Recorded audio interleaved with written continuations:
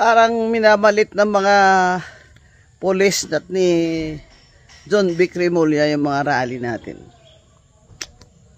Naka ano-ano pa siya doon, para siyang si Marvel hero, yung mga kursimano ba?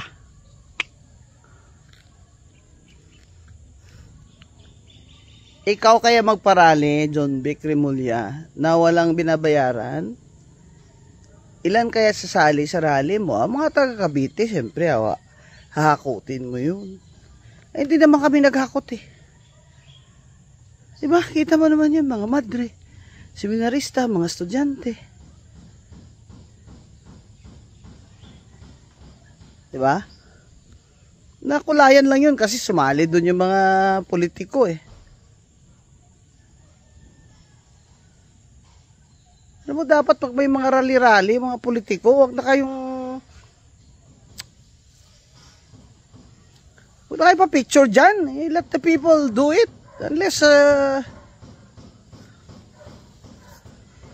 gusto nyo talaga pa-picture.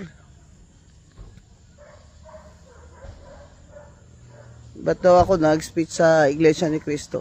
Number 1 po, inimbita ako. Number 2, hindi naman po ako government official ngayon. Kahit sinong murahin ko dyan, pwede kong murahin.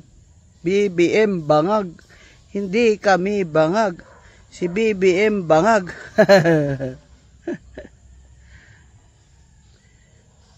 Etong provincial director ng Batangas, ito pangalawang strike mo na ito, sir eh. Naghahanap talaga kayo ng admin case dyan, ano? Yung mga lieutenant mo dyan. Yung mga harang-harang dyan. Yung Tindig Batangas, 10 bus.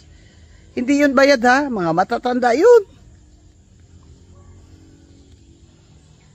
Mga retired na nga yun eh. Mga housewives, mga college students. Tindig Batangas, 10 bus. Hinarang ng Batangas sa PNP. 2 bus lang nakalusot.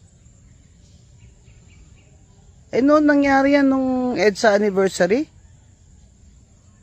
Pinakausap sa akin ni Mrs. Tess Manto yung lieutenant nila eh. Kaya in-Englishan ko eh. Sabi ko sa kanya,